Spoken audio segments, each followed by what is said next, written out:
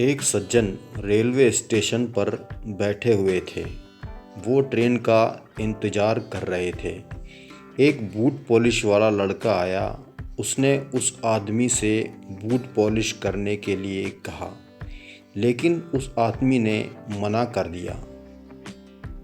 थोड़ी देर बाद वो लड़का फिर आया। उसने उस आदमी से कहा, सर, बूट पॉलिश करवा लीजिए ना। उस आदमी ने देखा, वो लड़का बहुत पतला दुबला था और उसके कपड़े भी फटे हुए थे। आदमी को दया आ गई। उसने कहा, ठीक है, कर दो।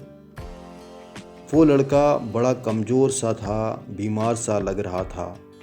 वह बहुत मुश्किल से और धीरे धीरे पॉलिश कर रहा था। उस आदमी को थोड़ा गुस्सा आया। उसने कहा, ये क्या कर रहे हो? तुम्हें तो पॉलिश करना ही नहीं आता। जब ये आदमी उस लड़के को डांट रहा था तो तुरंत एक दूसरा लड़का आया और उनका बूट पॉलिश करने लगा। बहुत अच्छे से उसने बूट पॉलिश किया। वो आदमी मन में सोचने लगा कि कैसे कैसे लोग आ जाते हैं काम करने जिनको काम आता ही नहीं। अब पैसे देने थे, लेकिन उधर दो लड़के बैठे थे। उन्होंने सोचा, किसको पैसे दूं? जिसने बूट पॉलिश की थी, उन्होंने उस लड़के को पैसे दे दिए।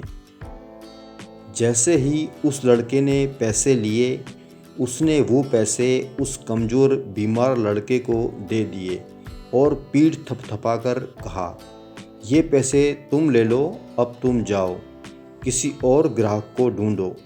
कमज़ोर लड़का चला गया। दूसरा लड़का भी जाने लगा। उस आदमी को आश्चर्य हुआ। उसने उस लड़के को अपने पास बुलाया और पूछा, काम तुमने किया था, मेहनत तुमने की थी, फिर तुमने उस लड़के को पैसे क्यों दिए?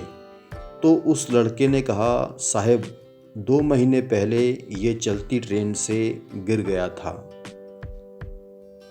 इसके हाथ पैर टूट गए थे। ये मरते मरते बचा है। ये बहुत कमज़ोर हो गया है, बस जी रहा है। बहुत स्वाभिमानी है, इसलिए भीख नहीं मांगता। इसके घर में बूढ़ी माँ है, 2 बहनें हैं। इसको घर का खर्चा चलाना होता है, लेकिन अब इससे काम भी नहीं होता है। हमारा बूट पॉलिश करने वालों का एक ग्रुप बना हुआ है। हम सबसे बड़े हमारे गुरुजी हैं, जिन्हें हम चाचा कहते हैं। उन्होंने कहा है, हम सबको मिलकर इसका ध्यान रखना है।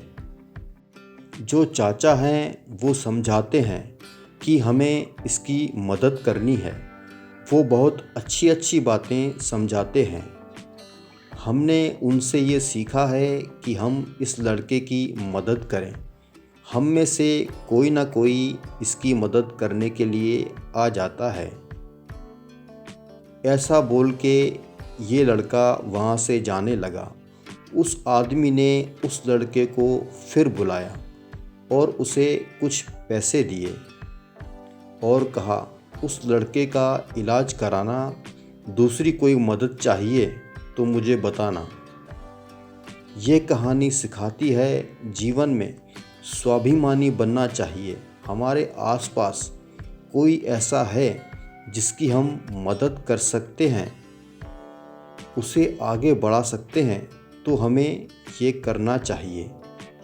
अगर आपको यह वीडियो अच्छा लगा हो तो चैनल को सब्सक्राइब करें, लाइक और शेयर करें। जय हिंद, धन्यवाद।